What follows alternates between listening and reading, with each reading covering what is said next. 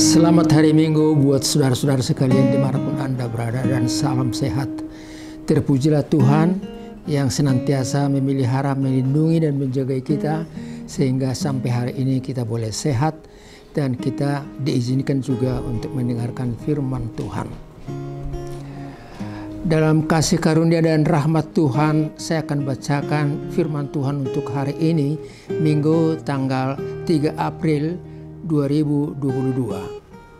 Minggu Judika.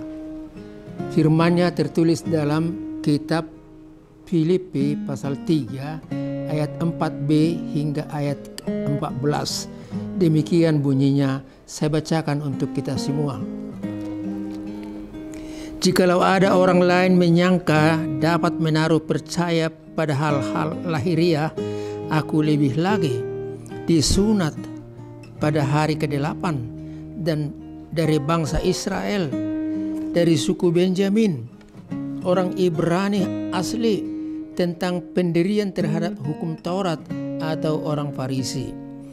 Tentang kegiatan aku penganiaya jemaat, tentang kebenaran dan dalam mentaati hukum Taurat aku tidak bercacat.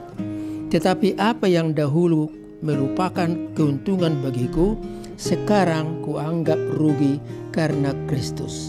Malahan setiap sesuatu kuanggap rugi karena pengenalan akan Kristus Yesus Tuhanku lebih mulia daripada semuanya. Oleh karena Dialah aku telah melepaskan semuanya itu dan menganggapnya sampah supaya aku memperoleh Kristus dan berada dalam Dia, bukan dengan kebenaran sendiri karena mentaati hukum Taurat, melainkan dengan kebenaran karena kepercayaan kepada Kristus, yaitu kebenaran yang Allah anugerahkan berdasarkan kepercayaan.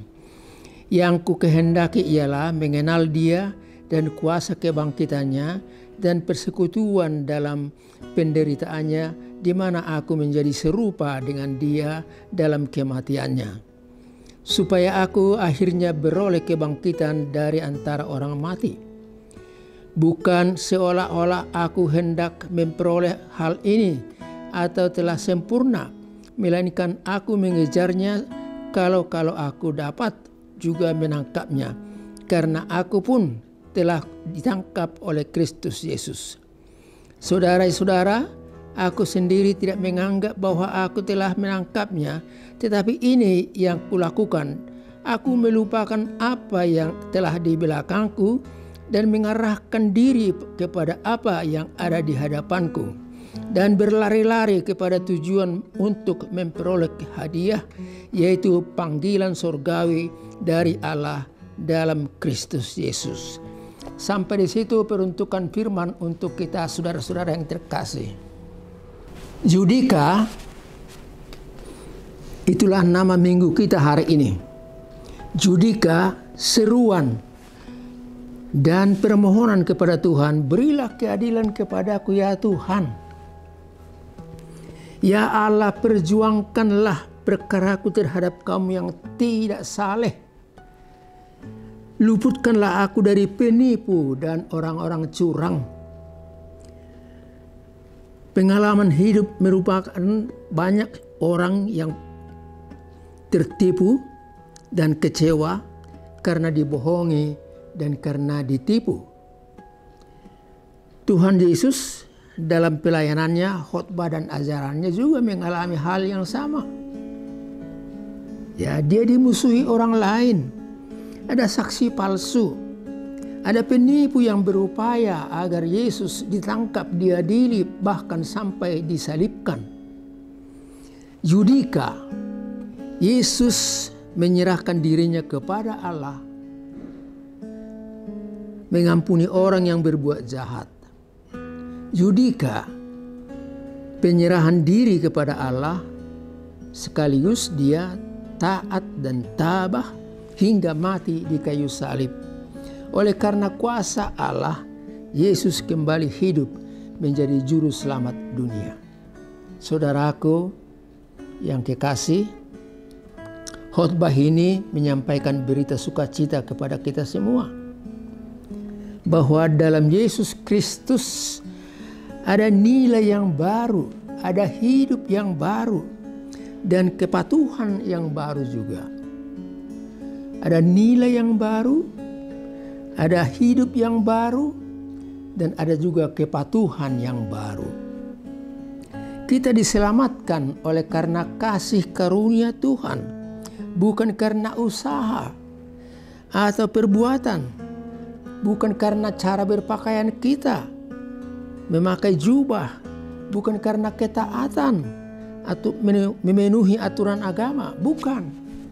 Tapi kita memperoleh keselamatan hidup baru dari Tuhan oleh karena kasih karunia-Nya, dan karena itu juga kita diminta untuk menunjukkan sikap pola hidup yang baru dan ketaatan yang baru. Marilah kita ikuti apa pesan dari khotbah untuk hari ini bagi kita semua. Ada 2 pesan seperti biasa yang saya sampaikan supaya tidak terlalu bertele-tele dan lama untuk mengikuti bahkan memahami firman ini. 2 pesan untuk kita. Yang pertama, hidup baru dan nilai baru dalam Yesus Kristus. Hidup baru dan nilai baru dalam Yesus Kristus. Paulus menyampaikan pengalaman hidupnya, menunjukkan ketaatannya akan aturan, dan juga mengikuti hukum-hukum yang berlaku. Kita buat beberapa contoh dari nas ini. Dia, Paulus, disunat pada hari ke-8 sesuai aturan Allah kepada Abraham di kitab Kejadian pasal 17 ayat 12. Kemudian dia orang Yahudi asli, keturunan Benjamin, golongan elit di tengah-tengah Israel. Dan dia seorang Farisi yang taat akan hukum-hukum Tuhan. Bahkan dia juga benci kepada orang-orang yang percaya kepada Tuhan. Oleh karena kebenciannya itulah, pada satu ketika dia berangkat dari Yerusalem menuju Damaskus. Tetapi terjadi sesuatu yang luar biasa. Di tengah jalan antara Yerusalem dan Damaskus, tiba-tiba turun cahaya yang sangat terang benderang dari langit dan jatuh. Tertelungkuplah Paulus. Kemudian dia berkata, "Siapakah engkau, Tuhan? Kenapa aku mengalami hal seperti ini?"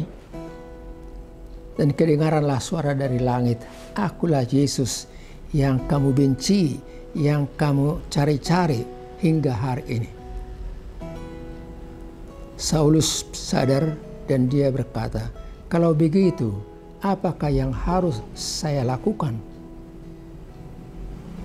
Dan Yesus dari Nazaret berkata, "Ikutilah dan ketemuilah murid-murid yang lain.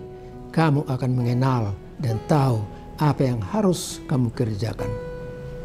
Maksudnya, saudara-saudara yang kekasih, ketemu dengan Tuhan membuat hidup baru, sikap baru, dan ketaatan yang baru pula. Paulus tidak sombong lagi. Paulus bertanya kepada Tuhan, bukan kehendaknya sendiri lagi. Apakah yang harus saya kerjakan? Bolehkah kita bertanya seperti dalam diri kita kepada Tuhan, "Tuhan, hari ini apa kehendak-Mu yang harus saya lakukan?" Itu boleh kita lihat Saulus yang berubah nama menjadi Paulus dalam kitab Kisah Para Rasul pasal 22 ayat 6 hingga 10. Saudara yang kekasih, sikap benci tadi berubah menjadi sikap yang bersahabat. Kesombongan tadi berubah menjadi ketaatan dan kerendahan hati. Dan itulah yang diinginkan, bahkan dipesankan oleh khotbah ini untuk kita. Oleh karena ketemu Yesus, maka terpanggillah murid-muridnya, 12 orang. Matius, Yohanes, dan seterusnya. Mereka meninggalkan pekerjaannya dan ikut Yesus. Tetapi ada juga di antara mereka satu orang yang kecewa karena sebenarnya keinginannya ialah pemberontakan terhadap penjajah Romawi, tapi tidak jadi, dan oleh karena itu dia kesal, dia meninggalkan Yesus, bahkan dia menerima uang dari kaum Farisi, dan itulah Judas Iskariot yang akhirnya bunuh diri. Saudara, kita lihat satu lagi contoh yang positif. Ada pemungut cukai yang selalu hitung-hitungan dengan laba, masukan, pajak, dan lain-lain. Namanya Zakheus. Tapi tatkala Yesus datang ke rumahnya dan dia merasa bahagia, mengalami pembaharuan dalam pikirannya dan hatinya, dan dia berkata, kalau ada saya tipu 1 sen pun, saya akan kembalikan kepada yang saya tipu tadi 8 kali lipat. Saudara yang kekasih, pandanglah Yesus. Dialah penuntun dan penuntun hidupmu, petunjuk memberikan perjalanan hidupmu. Dr.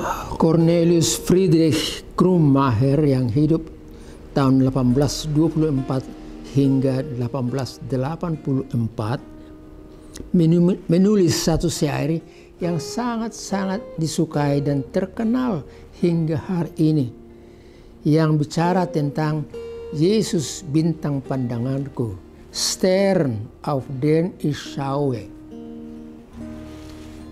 Melodi daripada syair itu dibuatkan oleh Mina Koch, istri dari seorang superintendent atau preses untuk versi kita di daerah kota Elberfeld, Barmen, Jerman. Dan dengan melodi itu maka kita bisa menyanyikan dan memahami syair daripada Krummacher tadi. Kalimatnya demikian: bintang pandanganku, cadas yang teguh, pandu yang setiawan, tongkat pegangan dalam jalan yang licin, roti kehidupan, mata air sejuk, Yesus Tuhan, kaulah peganganku, Yesus Tuhan, kaulah peganganku. Dalam buku Kidung Jemaat atau buku nyanyian rohani HKIP nomor 261 dan NKB 165. Bintang pandanganku, cadas yang teguh. Begitulah ajakan daripada kidung yang kita dengarkan syairnya barusan. Pandanglah Yesus dalam hidup ini supaya kamu tegar, walaupun tidak selamanya kamu sukses dan berhasil, bahkan mungkin kecewa oleh karena tipuan dari orang lain. Pesan yang kedua bagi kita berbunyi, pandanglah ke depan dan sukacitalah bekerja. Pandang ke depan, look forward, dan sukacitalah bekerja. Saudara, pada ayat 13 dari khotbah kita hari ini, Paulus berkata,